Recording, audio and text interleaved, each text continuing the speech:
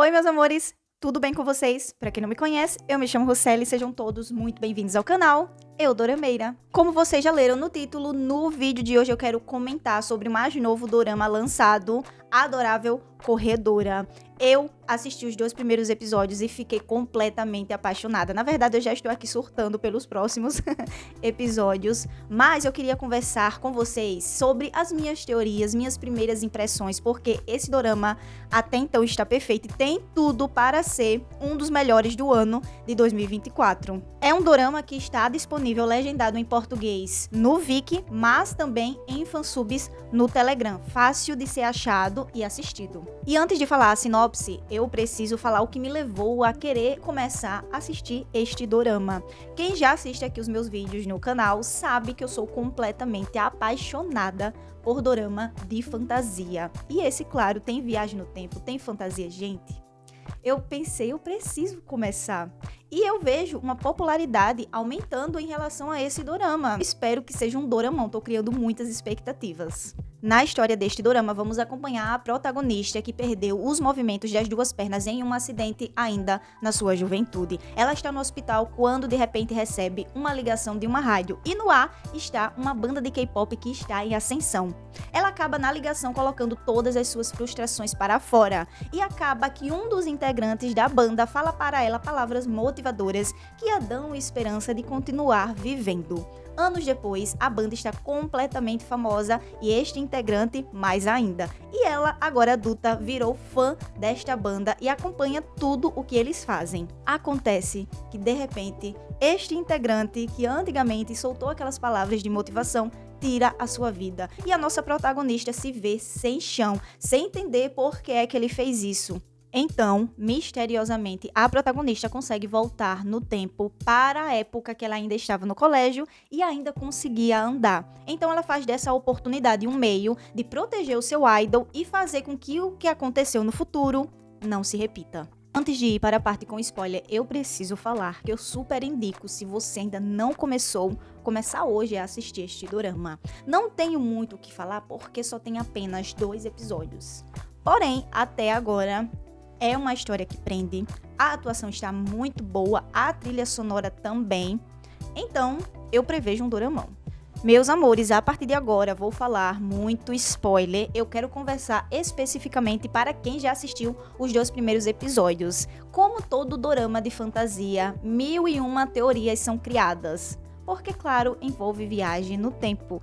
Então, eu fiz todas as minhas teorias aqui e quero compartilhar com vocês. E quero saber se vocês também compartilham da mesma opinião que eu. No final do 2º episódio já temos o nosso primeiro plot twist deste dorama. Eu amo plot twist e não imaginei que neste dorama viria um tão cedo. A gente acaba descobrindo que no passado o nosso protagonista olhou primeiro para a nossa protagonista. É como se ele tivesse se apaixonado à primeira vista, lá naquela cena onde, por engano, a correspondência é deixada na casa do protagonista e ele vai entregar para ela e acaba que ela passa a ele como se fosse um entregador. Então, ele deixa depois na loja da mãe da protagonista o guarda-chuva que ela acabou entregando para ele se proteger.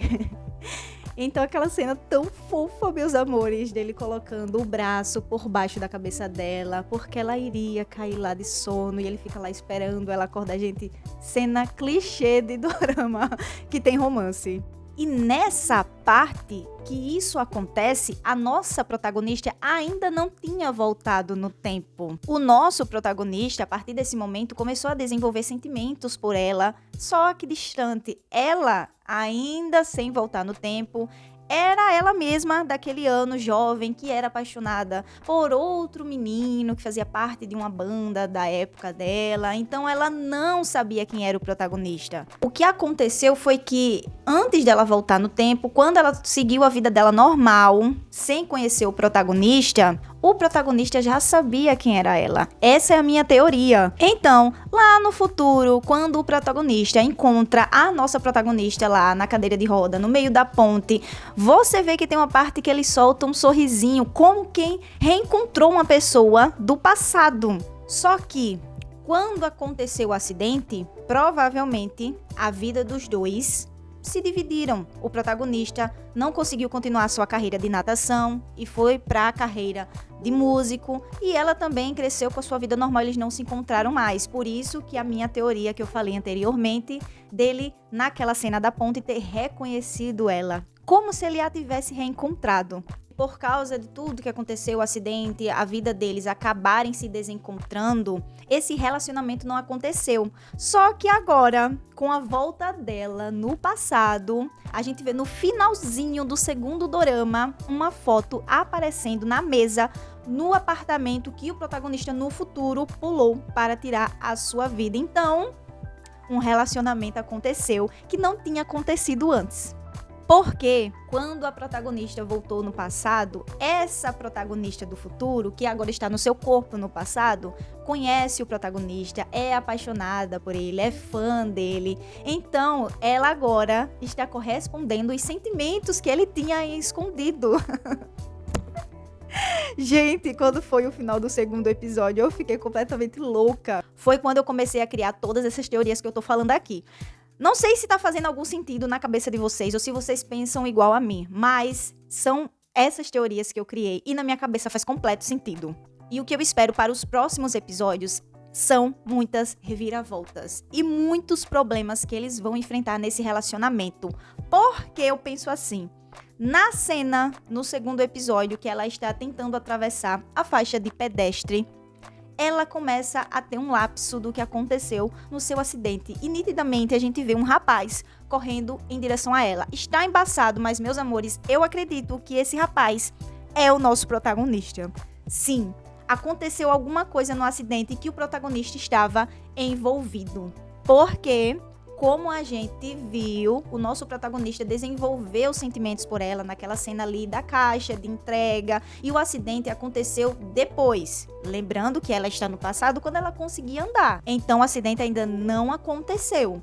Ou seja, o nosso protagonista tinha sentimentos por ela em segredo, ela não sabia. O nosso protagonista, como já a acompanhava meio que de longe, tem algo envolvido com esse acidente. Como a gente viu no futuro, a nossa protagonista fala que não lembra do que aconteceu no acidente. São só lapsos de memória. Então, quando ela descobrir algo sobre o que realmente aconteceu, e com certeza esse cara do acidente é o protagonista, tenho quase certeza, posso estar errada, isso vai afetar muito ela. São essas as reviravoltas que eu espero para esse dorama.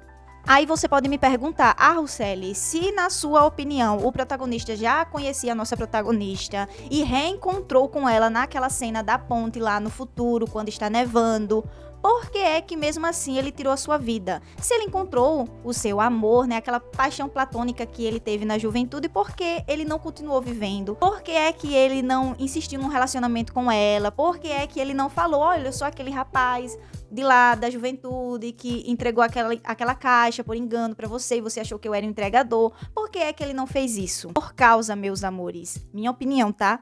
Do que ela falou pra ele quando os dois estavam na ponte. Na verdade, a gente acaba descobrindo que o nosso protagonista já está cansado desta vida de idol, esta vida de mundo do K-pop. A gente vê que ele está completamente frustrado e que, na verdade, não era essa a carreira que ele queria para si. Não é algo que dá prazer para que ele continue vivendo. É uma pressão dos produtores, é uma pressão do seu empresário, é uma pressão da sociedade que a gente sabe que, infelizmente, acontece lá na Coreia do Sul. Naquela conversa, a gente vê que a nossa protagonista fala, eu que deveria ser grata a você, por você existir neste mundo. E a gente vê que, nesse momento, o protagonista solta um sorrisinho.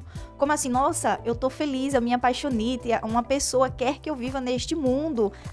Eu vi ali uma esperança dele continuar vivendo, só que então a nossa protagonista, claro, inocentemente, acaba soltando depois. É isso que eu e todos os seus fãs sentimos. Isso quebrou ele, porque a vida de idol já não deixa ele feliz, ele já está frustrado, e isso era a última coisa que ele queria ouvir naquele momento. Tanto que quando ela fala isso, a gente vê que o sorrisinho que ele tinha desaparece, aquela cara dele de abatido já volta, e a gente sabe, enfim, é só mais uma fã igual a todas as outras, e eu já tô de saco cheio disso. E aí ele continua com o plano dele de tirar a sua vida. Então é isso, meus amores. Eu espero que o que eu tenha falado tenha ficado claro e vocês tenham conseguido entender. Eu espero que nada tenha ficado confuso.